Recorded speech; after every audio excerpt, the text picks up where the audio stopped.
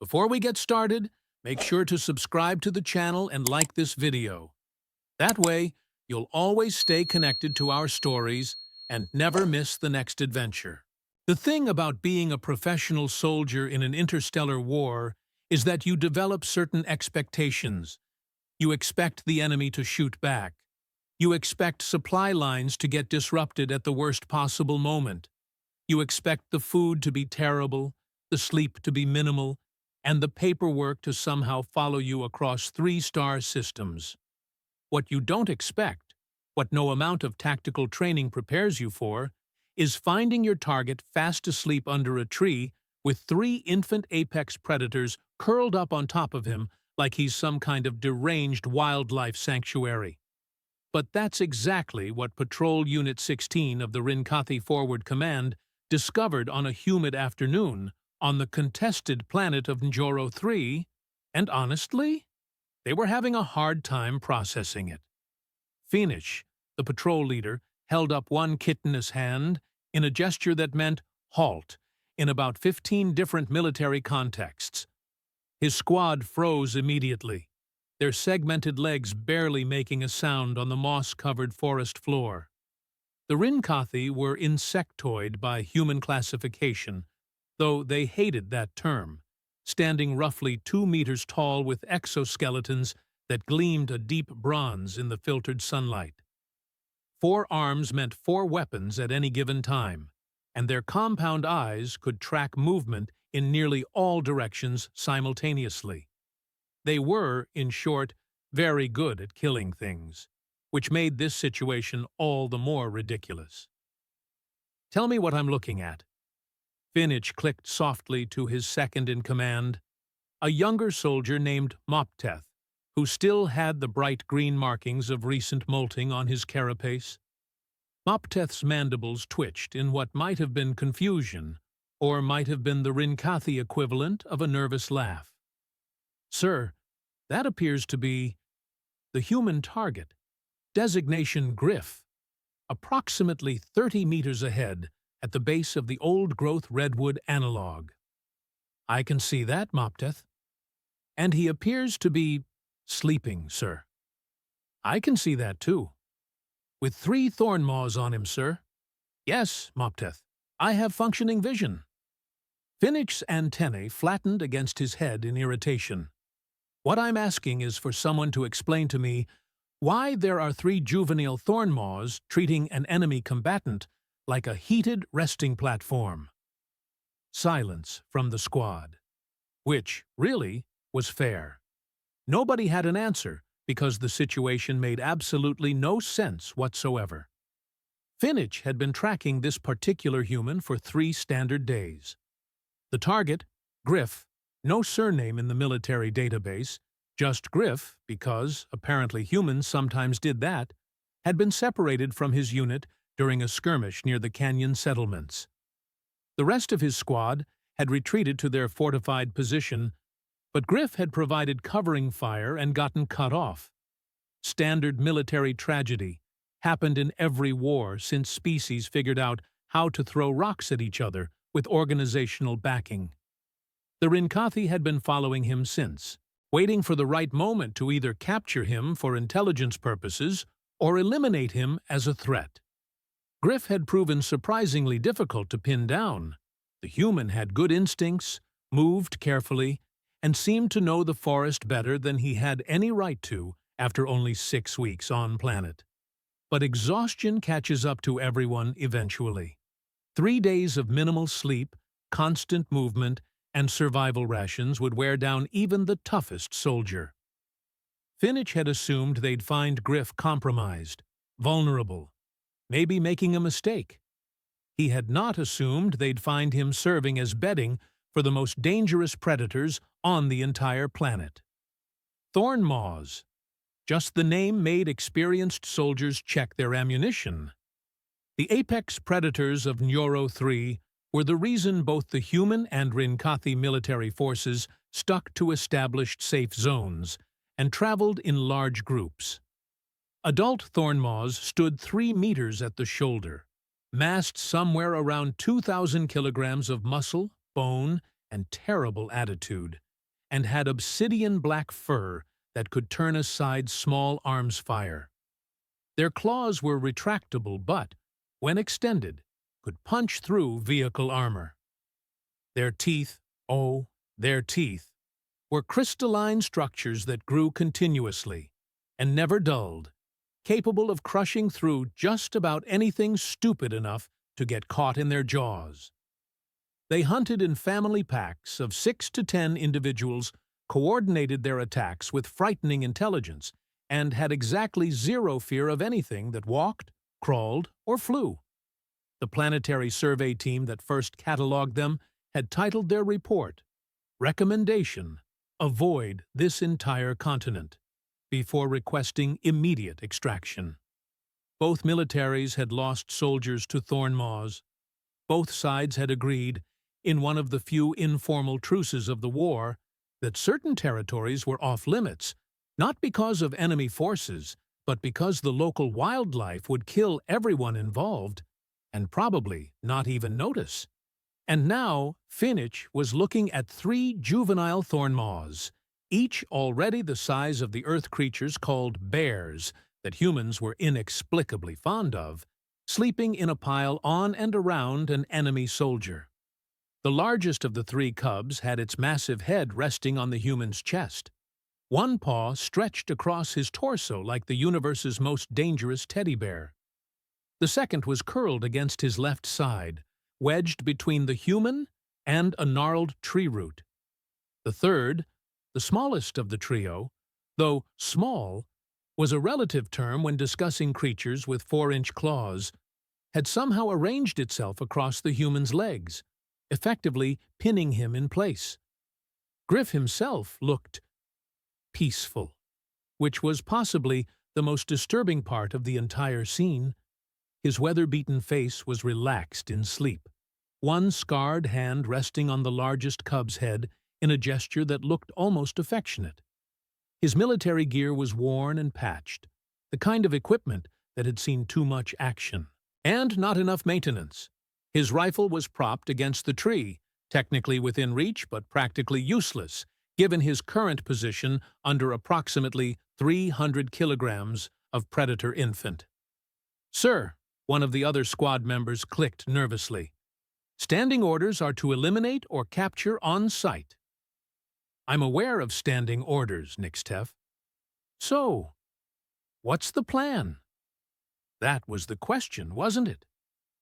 Finich ran through his tactical options, which were limited and mostly terrible. They could shoot from this distance. 30 meters was well within effective range for their plasma rifles.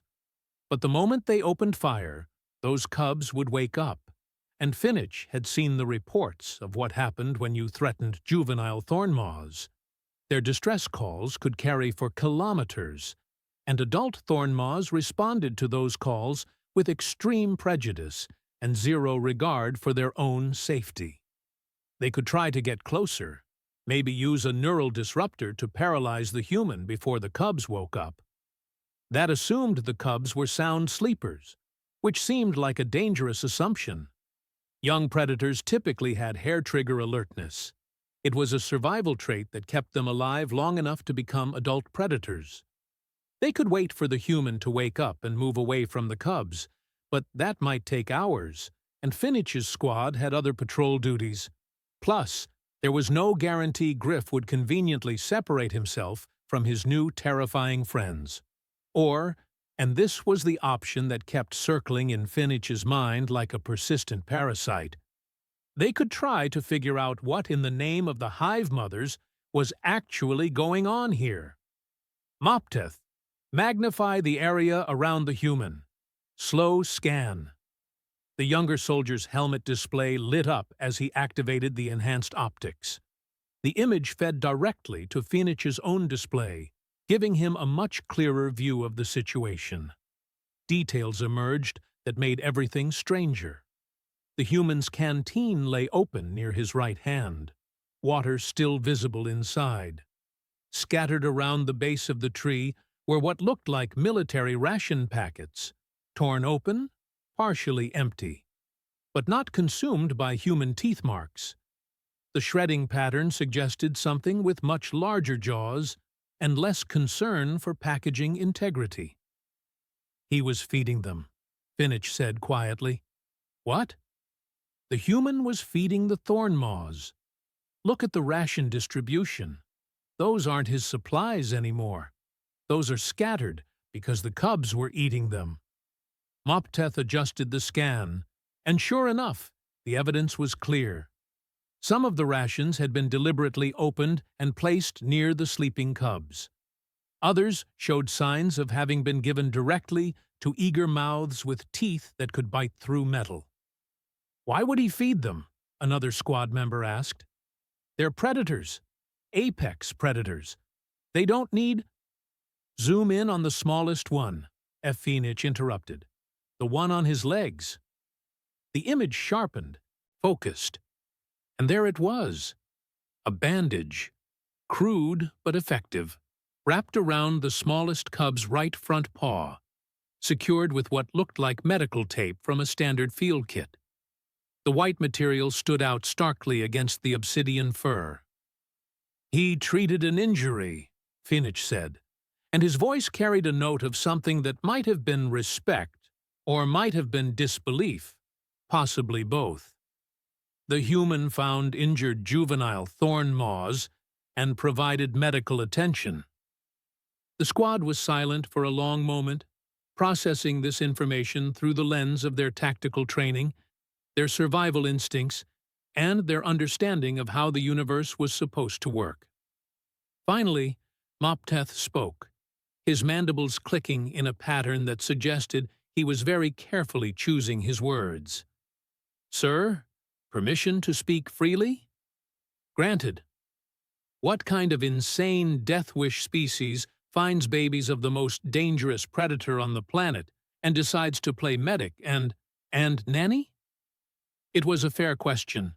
The Rinkathi had been fighting humans for 3 standard years now, and while they'd developed a healthy respect for human military capabilities, human tactics, and human stubbornness, this was something else entirely. This wasn't military strategy, or survival instinct, or even the kind of calculated risk that good soldiers sometimes took. This was just human. Humans, Finich said quietly, still studying the sleeping tableau before them, have a documented psychological compulsion to care for juvenile members of other species. Their databases call it cute aggression, and their information networks are apparently filled with images of humans interacting with creatures that could easily kill them. They seem to find this behavior perfectly normal. That's not normal, sir. That's suicidal. Yes, Finich agreed, but it's also why we're standing here having this conversation instead of executing a simple elimination mission. Because if we shoot that human, we're not just dealing with an enemy soldier anymore. We're dealing with 3 traumatized predator infants and whatever pack they belong to. The implications hung in the air like humidity. Thornmaws were territorial, but they were also protective. If these cubs had bonded with the human, and all the evidence suggested exactly that, then harming him might trigger a response that would make their current tactical situation look like a pleasant afternoon picnic. New plan, Finich said, his tactical mind already running through scenarios and probabilities. We use the neural disruptor, short-range, focused beam. We paralyze the human without waking the cubs, extract him carefully, and get out of this territory before anything else wakes up. Sir, respectfully, what are the chances that works? Better than shooting him, and definitely better than trying to explain to command why we walked away from a valid target because he made friends with the wildlife. The squad began moving into position, spreading out in a standard extraction formation. They moved with the practiced silence of soldiers who'd done this 1,000 times, their weapons trained not on the human, but on the surrounding forest. Because while the Thornmaw cubs were the immediate concern, this was their territory, and where there were cubs, there were usually adults. Usually. Though the presence of 3 apparently orphaned cubs suggested something had gone wrong with the usual family structure. Thornmaws were devoted parents. Juveniles shouldn't be alone. Which meant Finnich's train of thought derailed as Mopteth set up the neural disruptor, a sleek piece of technology that looked like a rifle but functioned more like a surgical instrument. The weapon could deliver a precise electromagnetic pulse that would temporarily paralyze a target's nervous system without causing permanent damage. It was designed for prisoner extraction, for situations where you needed someone alive and compliant. It had never, to Finnich's knowledge, been used on someone who was already sleeping under a pile of apex predators. "Ready, sir," Mopteth reported. "On my mark. 3, 2, 1. The universe, at that moment, decided to remind everyone why assuming anything in combat is a terrible idea. The neural disruptor fired, its beam invisible but effective. Griff's body went rigid for a fraction of a second, the electromagnetic pulse interrupting his nervous system. But in that same fraction of a second, something else happened. The smallest cub, the one with the bandaged paw, the one lying across the human's legs, twitched its ear. It was a tiny movement, barely noticeable. Just a small black ear rotating toward the source of a sound too high-pitched for most species to hear, but apparently well within the Thornmaw's auditory range. Then all 3 cubs opened their eyes simultaneously, and Finich realized, with the cold certainty of a soldier who knows he's made a terrible mistake, that they weren't sleeping anymore. Thornmaw cubs, as it turned out, went from 0 to fully alert in approximately 0.3 seconds, which, if you're keeping track, is significantly faster than the time it takes for a trained soldier to think, "Oh no," and begin regretting his life choices. All 3 pairs of eyes, crystalline and reflecting the filtered sunlight like polished gemstones, locked onto the Rinkathi patrol with the kind of focus that prey animals recognize on an instinctual level. The kind of focus that says, "I see you, I'm tracking you, and I'm calculating whether you're a threat." "Nobody move," Finich clicked, his voice barely a whisper through the squad channel. "Nobody even breathe aggressively." Which was good advice, really. Except the problem with giving advice like that is it assumes the universe isn't already several steps ahead of you in terms of making your situation worse. The largest cub, the one that had been using Griff's chest as a pillow, lifted its massive head slowly. Its crystalline teeth caught the light as its mouth opened slightly, tasting the air. The gesture would have been almost cute if those teeth weren't already the length of Finich's primary finger and sharp enough to tear through standard body armor. Mopteth made a sound that, in the Rinkathi language, roughly translated to, "Oh, ancestors, preserve us." The middle cub, the one wedged against Griff's side, rolled smoothly to its feet, with a grace that seemed impossible for something that size. Its claws extended with a soft click. Retractable, yes, but currently very much retracted into the "please don't make me use these" position. The smallest one, bandaged paw and all, remained on the human's legs but had shifted its posture. No longer sleeping. Very much awake. Very much aware. And Griff? Still paralyzed from the neural disruptor. Still completely unconscious of the fact that his protective pile of predator cubs had just become a defensive perimeter. "They're not attacking," one of the squad members observed, which was technically true, but also missing the much more important point. "They're positioning," Finich corrected. "Look at the formation." And sure enough, once you saw it, you couldn't unsee it. The largest cub had moved to place itself directly between the Rinkathi patrol and Griff's unconscious body. The middle cub had flanked to the right, creating a triangle of coverage. The smallest remained on the human but had rotated to face the threat, despite the injured paw. It was textbook defensive behavior, pack tactics, protection protocol. For a human, they'd apparently known for maybe 3 days. "Sir, I really think we should back away slowly," Mopteth suggested, his plasma rifle aimed at the largest cub, but his hands noticeably shaking. Very, very slowly. "Agreed," Finich said, taking one careful step backward. The largest cub took one step forward. "Or not," Finich amended. "Not backing away. Standing perfectly still is also a valid tactical choice." The standoff stretched out, seconds feeling like hours. The Rinkathi patrol had their weapons trained on the cubs. The cubs had their attention trained on the patrol. And somewhere in the middle of this terrible equation, Griff remained blissfully unaware that he was the subject of an impromptu custody battle between armed soldiers and protective wildlife. Finich ran through his tactical options again, which somehow had gotten even worse than before. They could shoot the cubs, but that felt both morally questionable and strategically stupid. These were juveniles, which meant adults were somewhere, and the sound of weapons fire would bring every Thornmaw in a 5-kilometer radius running to investigate.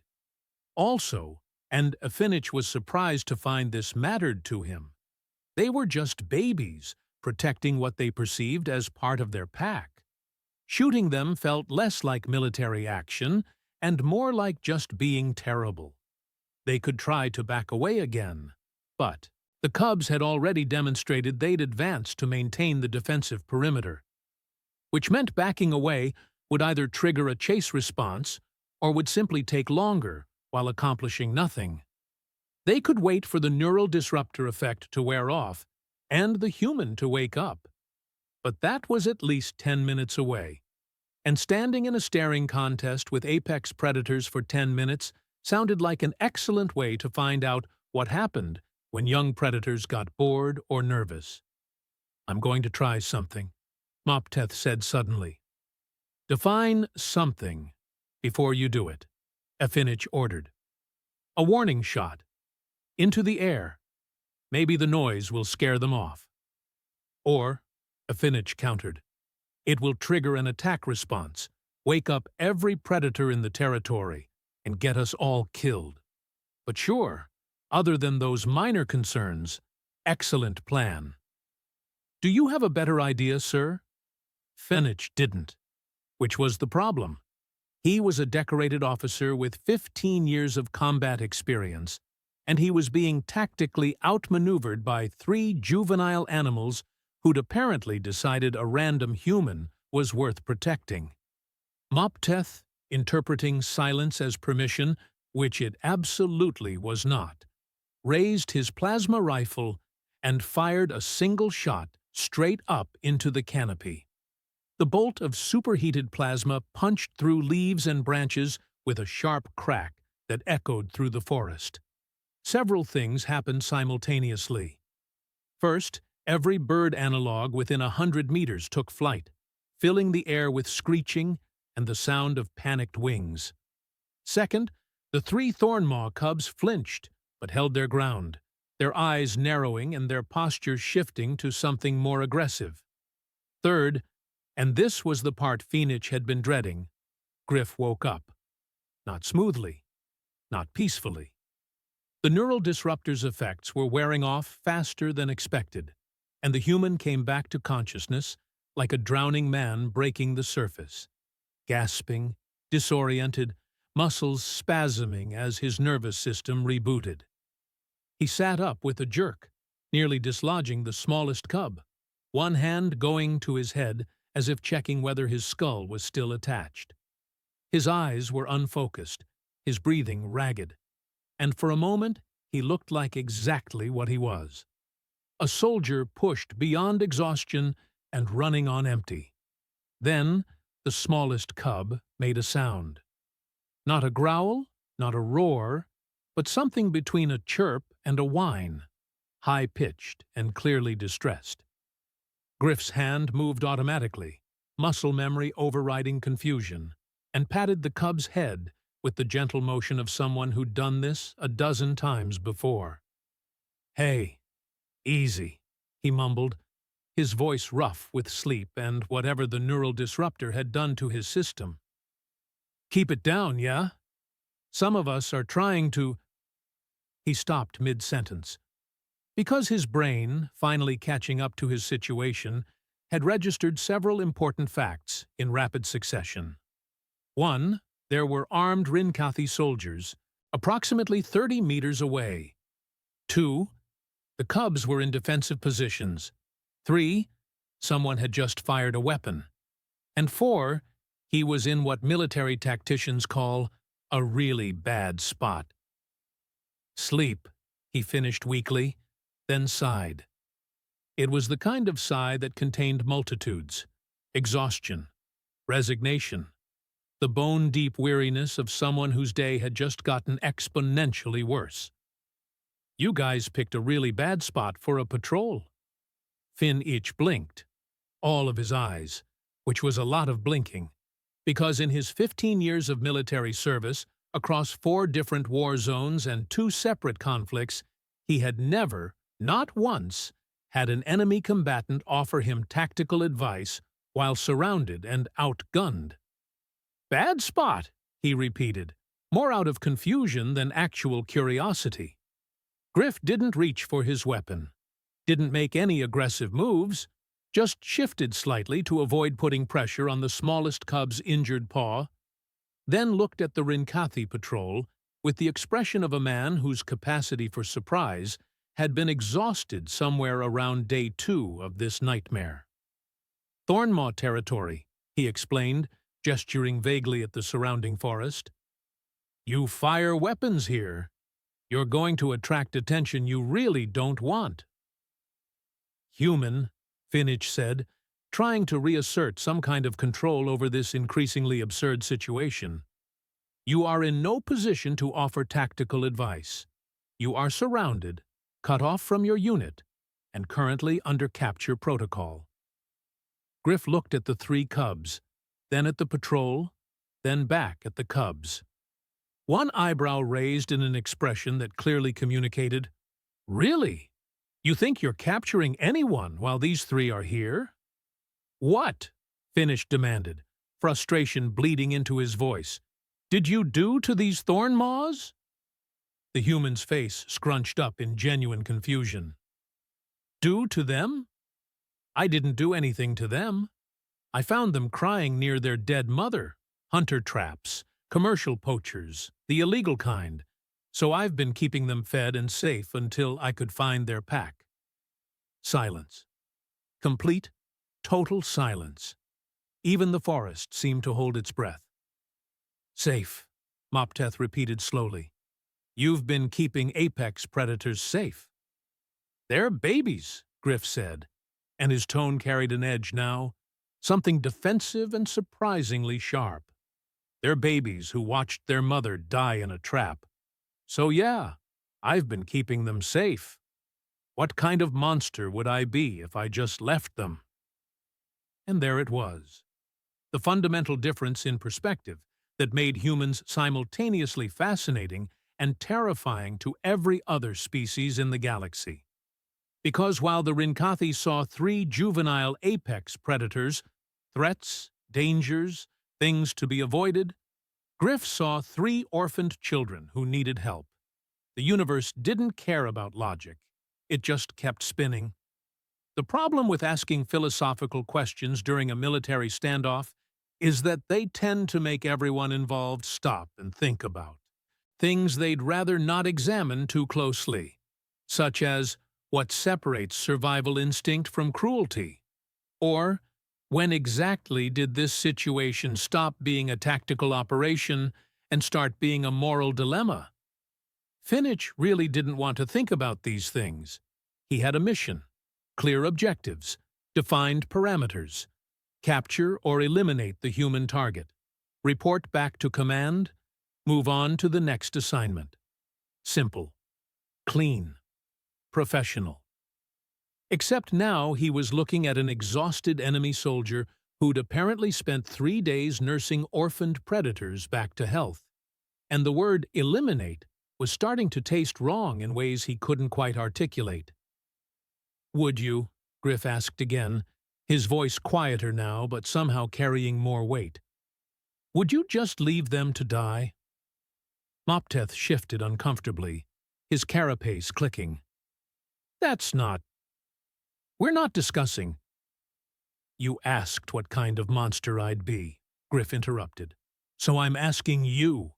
3 babies, crying next to their dead mother, one of them injured and bleeding. You find them. What do you do?" The question hung in the humid air like smoke. And the terrible thing, the absolutely infuriating thing, was that every member of the Rinkathi patrol knew the answer. Because they weren't mindless killers. They were soldiers, yes, but they were also people with families and histories and the kind of basic decency that made wholesale slaughter feel wrong even when it was strategically sound. "We would," Finich started, then stopped, because finishing that sentence meant admitting something he really didn't want to admit. The largest cub chose that moment to pad over to Griff and shove its massive head under his hand, demanding attention with all the subtlety of a tactical missile. Griff absently scratched behind its ears that could probably hear a heartbeat from 50 meters away, while maintaining eye contact with the patrol. "Yeah," Griff said softly. "That's what I thought." "This doesn't change anything," Finich said, but his voice lacked conviction. "You're still an enemy combatant. We still have orders." "Sure. And you're still standing in active Thornmaw territory, having just fired a weapon that probably echoed for 3 kilometers. So we're all making great choices today." As if to emphasize the point, one of the other cubs, the middle one, suddenly went rigid, its head swiveling toward the western tree line. Its ears rotated forward, focusing on something the Rinkathi couldn't hear yet. Then the smallest one did the same thing. Eastern tree line. Then the largest. Northern approach. "Oh no," Griff said quietly, and the change in his tone made every soldier in the patrol tense.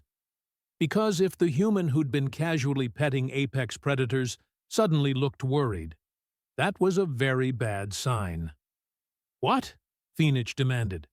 "What is it?" "You know how I said finding their pack was the goal?" Griff's voice had gone very calm, very controlled. The kind of calm that came right before everything went sideways.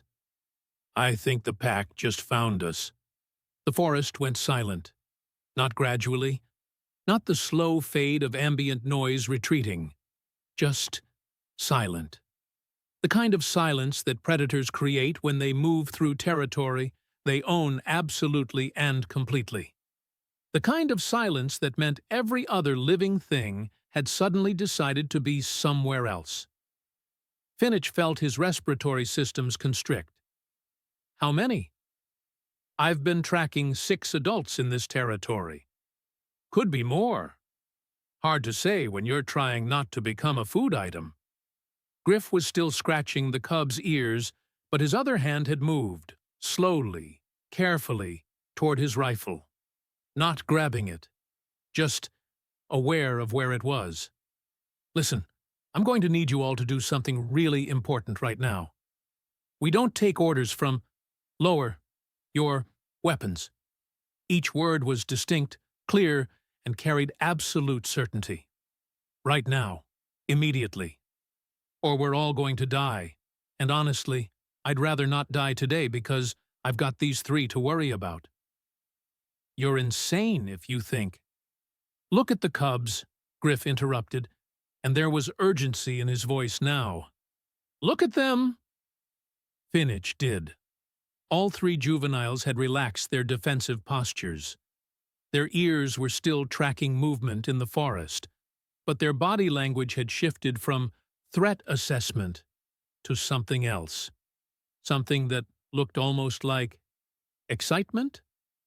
The smallest one was making chirping sounds again, high-pitched and eager. The middle one was practically vibrating with barely contained energy. And the largest had left Griff's side to bound toward the western tree line, its massive paws thudding against the moss-covered ground. "They're not afraid," Mopteth observed, his voice filled with confusion and growing dread. "Why aren't they afraid?" "Because those aren't threats," Griff said, and then added with the kind of resigned exhaustion that only comes from extended survival situations. "Those are their family." The first thornmaw emerged from the western tree line like a shadow given form and substance, 3 meters at the shoulder. Obsidian fur that seemed to absorb light rather than reflect it. Muscles that moved under its skin like tectonic plates shifting. Crystalline teeth that gleamed even in the forest shade, each one the length of a combat knife and twice as sharp. It was, without exaggeration, the most terrifying thing Phoenix had ever seen. And he'd fought in 3 major planetary campaigns. The second adult appeared from the east, then a third from the north, then 3 more, materializing from the forest like they'd been part of the landscape all along, just waiting for the right moment to make themselves known. 6 adult thornmaws, each one capable of tearing through an armored vehicle. All of them focused on the clearing where an enemy patrol had their weapons trained on 3 cubs and 1 exhausted human. "Weapons down," Phoenix ordered, his voice cracking slightly. "Now, all of you, down." "Sir, that's a direct order." Phoenix's mandibles clicked sharply. "You want to explain to the Hive Mothers why you got the entire patrol killed because you couldn't follow simple instructions? Lower your weapons." The squad complied, slowly lowering their plasma rifles. It went against every instinct, every piece of training, every survival reflex screaming at them to shoot first and worry about consequences later. But Phoenix had done the math. 6 adult thornmaws versus a 5-soldier patrol, and the numbers were very, very bad. Griff had also lowered his rifle, moving even more slowly and deliberately than the Rinkathi. His hands were visible, empty, non-threatening. "Good," he said quietly, though Phoenix wasn't sure if he was talking to the patrol or to the advancing predators. "That's good. Nobody do anything stupid. Just be calm." The 3 cubs were sprinting now, bounding across the clearing toward the adult thornmaws with all the coordination of children who'd been separated from their parents and had just spotted them in a crowded marketplace. They made sounds, not roars, not growls, but complex vocalizations that carried emotional content even the Rinkathi could recognize. Relief, joy, excitement. The largest adult, presumably the pack leader, the alpha, lowered itself to allow the cubs to swarm over it, checking them with the kind of methodical concern that transcended species barriers. Its nose traced over each cub, scanning for injuries, for changes, for anything wrong. The other adults formed a loose circle, creating a protective perimeter while the reunion took place. It was, Phoenix thought, with a kind of detached hysteria, almost beautiful, if you ignored the part where everyone was probably about to die. The alpha finished its inspection of the cubs, then raised its head. Its eyes, crystalline like the cubs, but deeper, more complex, swept across the clearing, past the Rinkathi patrol, past Griff, taking in the entire tactical situation with an intelligence that made Phoenix's skin crawl under his exoskeleton. Then it started walking, directly toward Griff. "Oh, ancestors," Mopteth whispered. "It's going to kill him." But Griff didn't run, didn't reach for his weapon, didn't even flinch. He just stood there, hands at his sides, as 2,000 kilograms of apex predator closed the distance between them. 10 meters. 5. 3. The alpha stopped directly in front of the human, close enough that Griff would have to tilt his head back to maintain eye contact. Its breath, hot, carrying the scent of meat and wild places, washed over him. Its teeth, fully visible now, could remove his head from his shoulders with a single bite. For a long moment, nothing happened. The entire forest seemed to be holding its breath, waiting to see what would happen when apex met caretaker, when predator met protector. Then the Thornmaw did something that would feature in Finnich's reports and subsequent nightmares for months to come. It lowered its massive head and made a sound. Low, rumbling. A vocalization that started deep in its chest and resonated through the ground itself. Not a threat. Not a warning. Recognition. Griff, slowly, carefully, moving like he was diffusing an explosive, reached out and placed one scarred hand on the alpha's snout. "Hey," he said softly. "Your kids are okay. I kept them safe. Just like I promised." The alpha Thornmaw's eyes closed briefly, then opened again. And in that moment, Finich understood something that would fundamentally change how he viewed humans for the rest of his military career. This wasn't the first time Griff had met this predator. This was a reunion.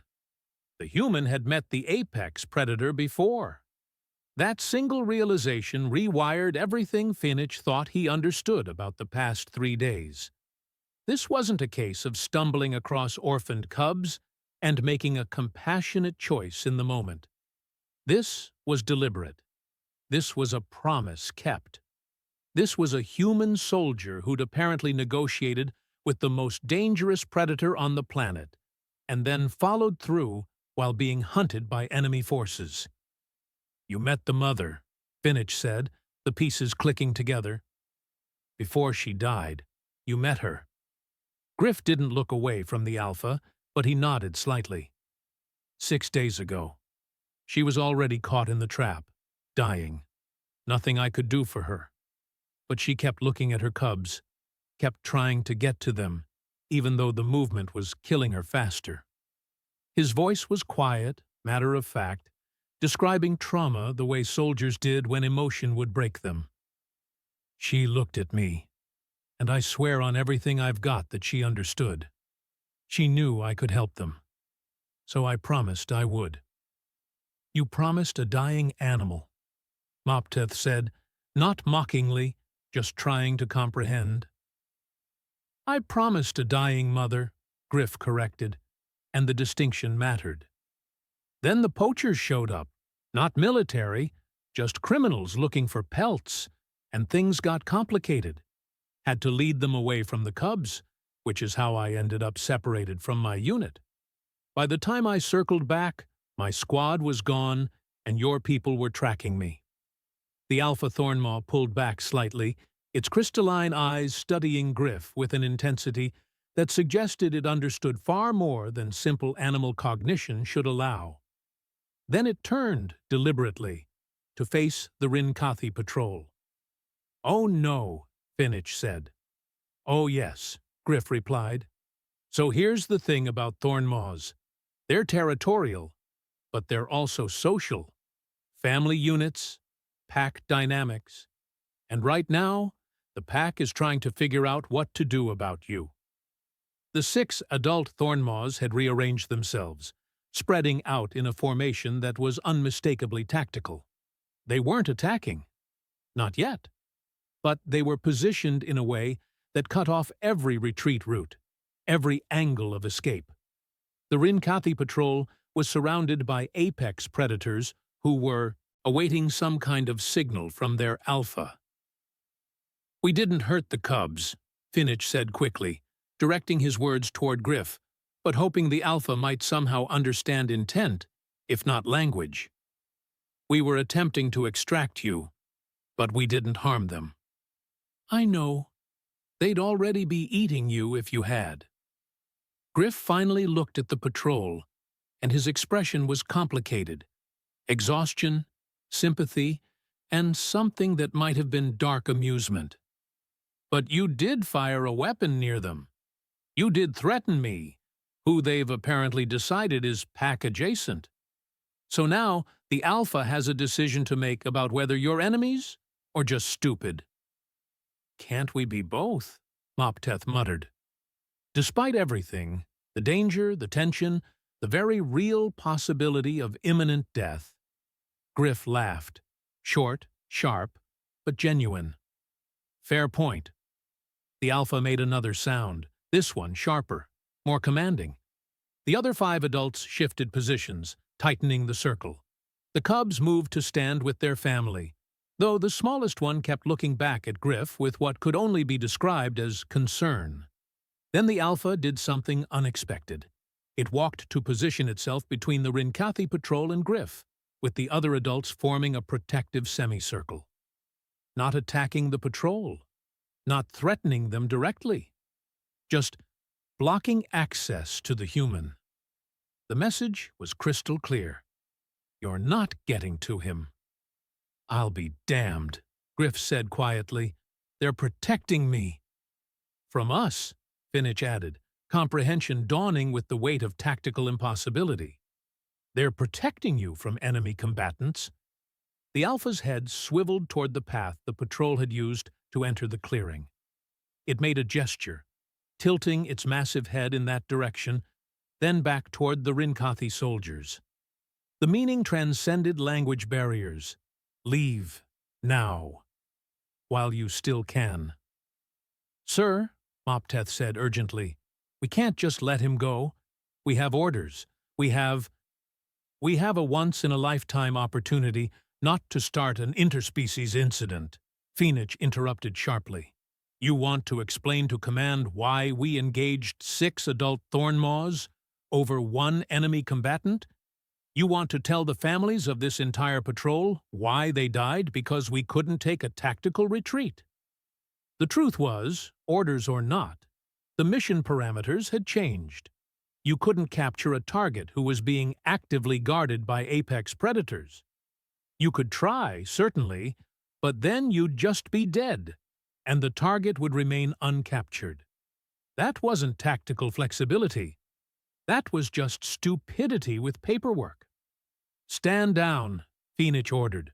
Full retreat, slowly, no sudden movements. And for the love of the hive mothers, nobody fire anything. The squad began backing away, step by careful step. The Thornmaws didn't pursue, but didn't relax either. They maintained their protective formation, tracking every movement with crystalline eyes that missed nothing. Griff remained where he was. 1. Hand resting on the Alpha's shoulder, like this was the most natural thing in the universe. He called out as the patrol retreated.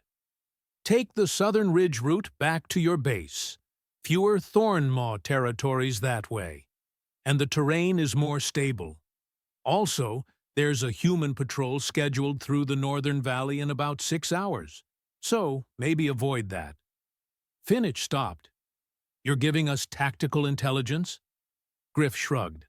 I'm giving you a way to not die stupidly. There's a difference. We're at war, yeah, but we don't have to be idiots about it. Why would you help us? Because you lowered your weapons when I asked. Because you didn't shoot the cubs even though you could have. Because sometimes being a decent person matters more than being a good soldier. Griff's expression softened slightly. And because 3 days ago, I promised a dying mother I'd keep her cubs safe. That includes not starting fights that'll bring human military down on this territory. These guys don't need that kind of attention. The patrol continued their retreat, moving through the forest with as much dignity as soldiers being escorted off the premises by wildlife could manage. When they were about 100 meters out, Finich paused and looked back. Griff was still visible through the trees, surrounded by the Thornmaw pack, the three cubs pushing against his legs for attention while the adults maintained their protective stance. He looked exhausted, underfed, and absolutely covered in dirt and predator fur. He also looked content. "This didn't happen," Finich said to his squad. "We report that the target evaded capture in difficult terrain. No details, no elaboration. Sir, the mission footage had a malfunction due to electromagnetic interference. Very tragic, very common in this region." Finich's tone left no room for argument.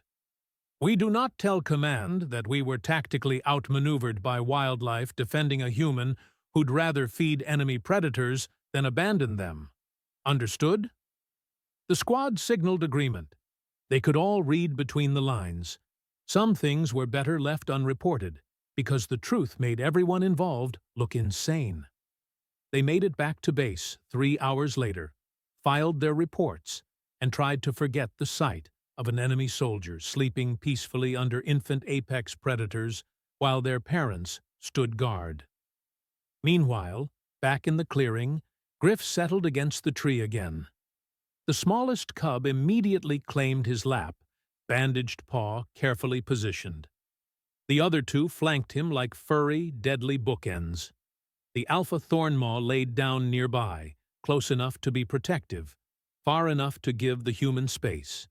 Its eyes remained alert, scanning the forest for threats that might not know yet that this particular human was under pack protection. Griff closed his eyes, finally allowing himself to rest.